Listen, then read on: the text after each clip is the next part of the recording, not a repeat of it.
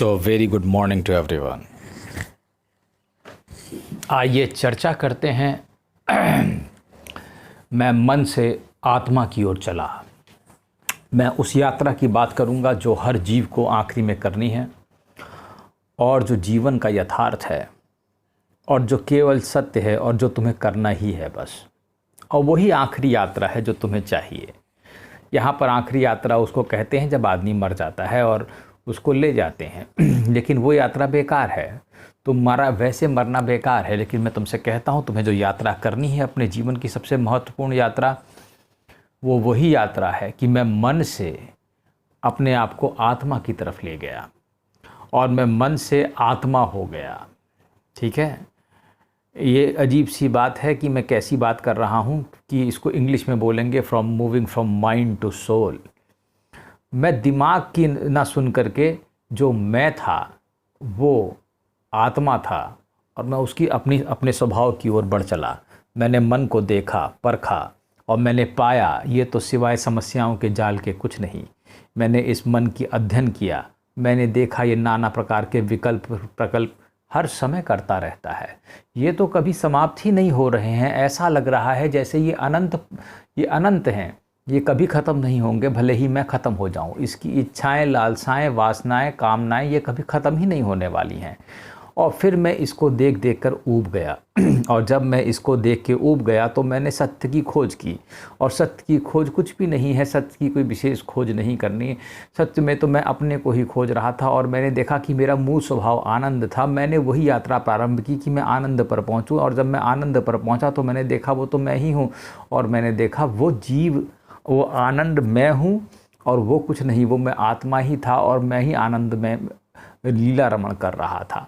तो तुम्हें अपने जीवन की ये महत्वपूर्ण यात्रा पूरी करनी है। चाहे तुम जैसे करो अभी करो, चाहे अगले जन्म में, चाहे अगले 10,000 जन्म में, चाहे अगले 10 करोड़ जन्म में। इसके अलावा मुक्ति का कोई रास्ता ही नहीं है।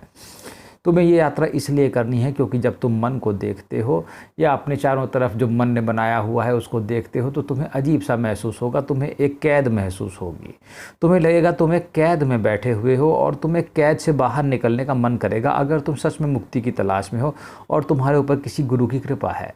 अब ये सिर्फ भगवत कृपा से तुम्हें कोई चीज़ शरीर कैद महसूस हो सकता है, तुम्हें ये पृथ्वी जेल महसूस हो सकती है, लेकिन इसके लिए कृपा होनी चाहिए। तुम्हें महसूस हो जाए कि ये सिस्टम कितना रुग्ण और कितना सारहीन, अर्थहीन है कि तुम्हें इसका कोई मतलब ही समझ में ना आए। तुम्हें लगे कि ये बिल्कुल ही निरर्थक जीवन है और ये निरर्थक हो रहा है। यहाँ जो भी कुछ है मेरा जीवन ही निरर्थक है।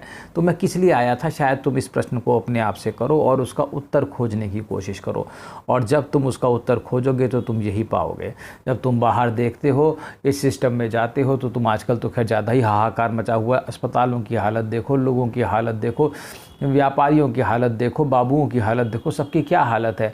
जिसको जो चीज़ मिल रही है वो उसको होल्ड कर लेता है, जिसको ब्लैक कर रहा है, उससे पैसे कमाने की सोच रहा है, चाहे वो इंजेक्शन हो, चाहे वो ऑक्सीजन हो, चाहे हर चीज़ का। तो यहाँ पे कितना ज़्यादा दिमाग कैसा है लोगों का। ओह कितनी गंदगी है, मैं समझ नहीं पाता मैं इस गंदगी से कैसे निकलूँ। इतनी मेस है यहाँ पर और मैं कैसे निकलूँ बाहर। मुझे बस यही रास्ता जानना था। इसीलिए मैंने जब बाहर देखा चारों तरफ, मैंने देखा एक अजीब किस्म का जाल बिछाया गया है।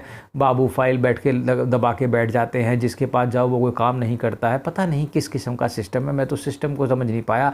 तो मैंने देखा ये मन की सब इच्छाएं, मन के द्वारा बनाया गया एक सिस्टम है जिससे मुझे निकलना है। और मैं इससे पक गया और मैंने सोचा मैं चलो क्यों ना कोई दूसरी जगह की यात्रा करता हूँ। तो मैंने सोचा मैं किसी दूसरे देश चला जाऊँ, लेकिन उससे भी कोई लाभ नहीं, सब जगह समस्याएं हैं। मैंने सोचा अमेरिका चला जाऊँ तो वहाँ भी कोरोना है, मैं कहूँ कहीं चला जाऊँ। तो मैंने सोचा ऐसा करता हूँ, अपने अंदर ही यात्रा करने की प्रारंभिक शुरुआत करता हूँ। तो मैंने सोचा कि ये दिमाग या माइंड जो है ये तो मुझे शांत रहने नहीं देगा और ये मेरे मूल स्वभाव या आनंद को, ये पता नहीं कुछ आनंद देता ही नहीं है, हमेशा कष्ट देता है। और इसका जो आनंद है वो भी क्षणिक ही है। ये अगर काम में कोई सुख देगा तो थोड़ी देर के लिए, ये किसी चीज़ के लिए कोई सुख देगा तो थोड़ी देर के लिए। तो मैंने सोचा कि ये थोड़ी देर के सुख से अच्छा तो मैं किसी परमानेंट चीज़ की तलाश करूँ। तो मैंने यात्रा प्रारंभ की और मैंने सबसे महत्वपूर्ण यात्रा प्रारंभ की कि मैंने अपनी खोज प्रारंभ की और मैंने सोचा कहाँ आनंद मिलता है। तो मैं तमाम कोषों से होते हुए, तुमने कोषों के बारे में पढ़ा होगा, विज्ञानमय कोष, आनंदमय कोष और तमाम 5 तरीके के कोष होते हैं। अब सबसे पहले अन्नमय कोष आता है, ठीक है। तो अन्नमय, मनोमय, तमाम कोष को पार करते हुए, तो इस अन्नमय कोष की इच्छाओं को पूरी करते हुए इससे बाहर निकलो। ये सब मन के, ये सब मन के नियंत्रण में है ये सब कोष, क्योंकि मनोमय है, चाहे अन्नमय कोश है, सब मन के अंदर हैं। फिर मैं वहाँ पहुँचा, मैंने यात्रा अंदर की ओर प्रारंभ की और मैं होते होते अंदर पहुँचा जहाँ पे आनंद था। मैंने सोचा कि यहाँ पे तो आनंद नहीं आता, मैं यहाँ माइंड से, यहाँ जो ब्रेन से जो माइंड पता नहीं कहाँ बैठा हुआ है और ये पता नहीं क्या क्या क्रियाकलाप वास्ताएँ करता है, इसमें मुझे कुछ आनंद नहीं मिलता, मुझे कुछ सुख नहीं मिलता, इसलिए मैंने अपनी यात्रा यहाँ से यहाँ ट्रांसफ़र कर दी।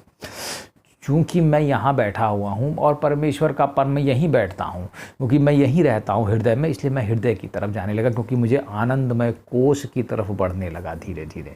तो तुम्हें अपने जीवन में यही यात्रा करनी है, मैं तुमसे कहता हूँ, और तुम इसी को करो, क्योंकि और कोई चारा नहीं है तुम्हारे पास। अगर तुम आनंद और शांति की प्राप्ति चाहते हो तो यही एकमात्र जरिया है कि मूविंग माइंड, मन से आत्मा की तरफ मूवमेंट किया जाए। इसलिए क्योंकि आत्मा का मूल स्वभाव ही आनंद है, सच्चिदानंद परमेश्वर को कहा गया है। इसीलिए क्योंकि वो हर समय आनंद में रहता है। ये क्षणिक आनंद का क्या है, ये जन्म मृत्यु बीमारियां, ये क्या है, ये खाना खाओ 3 टाइम, ये करो, पता नहीं क्या क्या करो, शरीर को संवारो सजारो, ये सब क्या बवाल मचाया पड़ा है, ये आखिर क्या है ये सब, मुझे इससे निकलना है। और मैंने सोचा ये हर समय बैठे हुए और कुछ ना भी चाहो तो हर समय ये विचार कभी इसके काम, कभी क्रोध, कभी लोभ, कभी जलन, कभी ईर्ष्या, कभी कुछ, कभी ये पाने की इच्छा, कभी वो पाने की इच्छा, आखिर ये कब ख़त्म होगा, इसका कोई अंत तो होगा। आखिर ये कब ख़त्म होने वाला है, ये सिलसिला कोई कभी ख़त्म होगा क्या, इसका कोई अंत है कि नहीं है। ये क्या, ये हमारे साथ एक भद्दा मजाक किया गया है कि हमें ऐसे करके बैठा दिया गया है कि इन विचारों की हम गुलामी करते रहें। नहीं, एक ना एक को तो उठना ही होगा और इसमें से निकलना ही होगा। और मैं कहता हूँ वो तुम ही बनो और तुम ही उस महान यात्रा को करो। अपने कर्मों को इतना सुदृढ़ करो, इतना अच्छे करो कि वो वहाँ से निकल करके, तुम इस मकड़ जाल से निकल करके, इस चूहे दौड़ से निकल करके तुम कुछ नई चीज़ क्रिएट करो और अपने ही अंदर आनंद की खोज करो और अपने ही आप को खोज लो। मैं तुमसे सच कहता हूँ, बाहर कहीं भी आनंद नहीं है।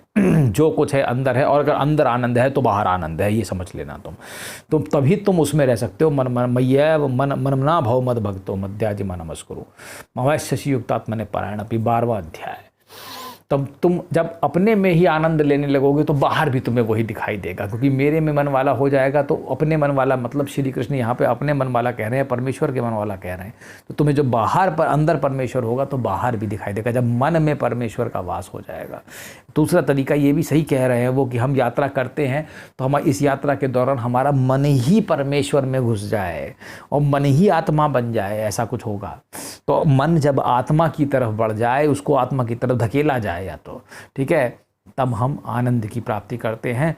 तो ये यात्रा जो मन से प्रारंभ हो करके या अपने मन को कह सकते हो घुमा देने वाली यात्रा है, या मन को ऐसे मोड़ देने वाली यात्रा है कि ये आनंद की तरफ ही मुड़ जाए और इसमें हर चीज़ में स्वभाव में आनंद हो, इसको ऐसा दिखाई दे और ये अपनी चीज़ों को भूल जाए और ये उसी में लीन हो जाए जो वो था, जो इसका मूल स्वभाव था, जहाँ से सब कुछ उद्गम होता है।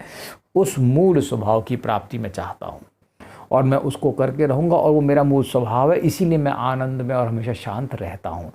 ये तुम समझ लो कि तुम्हें यात्रा करनी है अपने जीवन में, और ये जीवन की सबसे महत्वपूर्ण यात्रा है।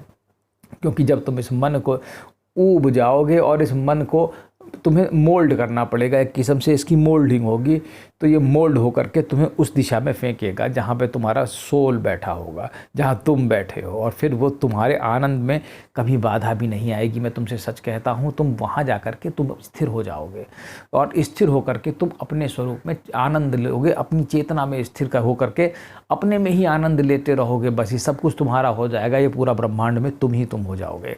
तो मुझे उम्मीद है तुम इस यात्रा को कर पाओगे। यात्रा केवल सतगुरु की कृपा से हो सकती है बस, और उसे प्राप्ति का कोई उपाय नहीं है। नहीं तो बस पैदा हो और मरो, और कोई चारा नहीं। यहाँ पर विचार कर लो, अपने कर्मों को सुधार लो। मैं तुमसे कहता हूँ कर्मों के टेस्ट को पास कर लो, आगे बढ़ो, जीवन में अपनी ग्रोथ करो। मैं तुमसे फिर कहूँगा ऐसी यात्रा करो जिसमें कुछ आनंद हो, जिसमें तुम आनंद की तरफ बढ़ रहे हो, जिसमें तुम्हारा मन आनंद में लीन हो रहा है, और फिर तुम्हें वापस आने की ज़रूरत नहीं है, क्योंकि तुम ही सब कुछ हो जाओगे। मैं तुमसे सच कहता हूँ।